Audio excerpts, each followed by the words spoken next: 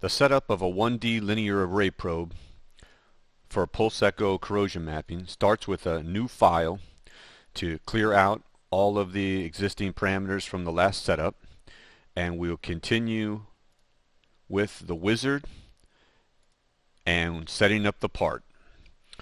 For corrosion mapping, we'll enter in the nominal thickness of the component.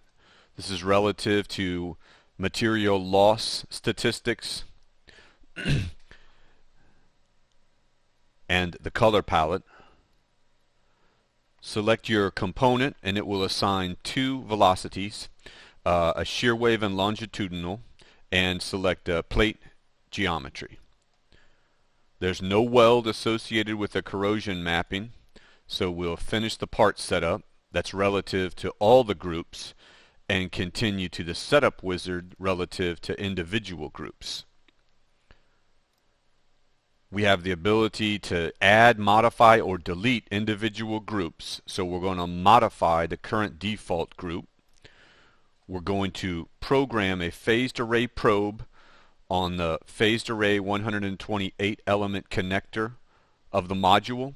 And we also have the ability to do conventional UT through the PA connector or through the UT LEMO connectors on compatible modules. With auto detect on, the probe and probe parameters are automatically selected and known to the software, and it's normal that this is uneditable. Select the probe family for the wedge and the 0 degree wedge being used. So we have a 23 millimeter standoff. The Rexolite velocity for 23 millimeters puts the interface echo at approximately 50 millimeters in carbon steel. So this wedge would be good for up to 50 millimeters of inspection without interference from the wedge echo. And the offset of this wedge is the relationship between element 1 of the probe and the front face of the wedge.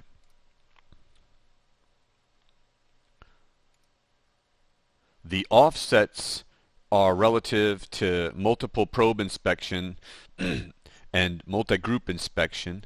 The skew is the orientation of the beam relative to the mechanical probe movement or scan axis, and for the 0 degree we will leave that at the default of 90 degrees.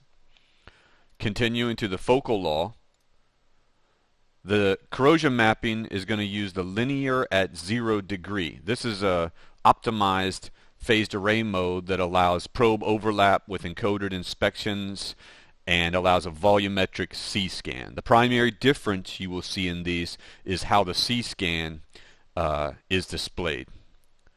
And we'll use one leg here. This is relative to the ray tracing.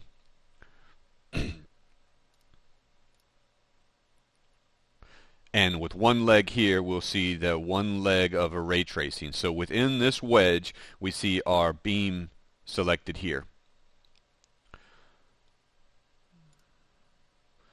So now we're going to program the aperture or the beam and the number of beams inside the probe. So we have a 64 element probe. We're going to start the first A scan on element 1, and the first A scan will have an 8 element aperture. 8 times the probe pitch equals the size of that one beam. Enter a shallow focal depth for near surface detection. The wizard gives us the opportunity to set the gate position. We will manipulate this in setup mode and in analysis mode, but a good starting point is to start the gate right before the interface echo, where we expect to have a slight blind spot depending on a lot of factors, and then we will make it the nominal thickness, which will put our gate right over the first back wall. Select generate, and the focal laws are created, and the software is then ready for us to configure the UT settings and the gate position, setting up our C-scan.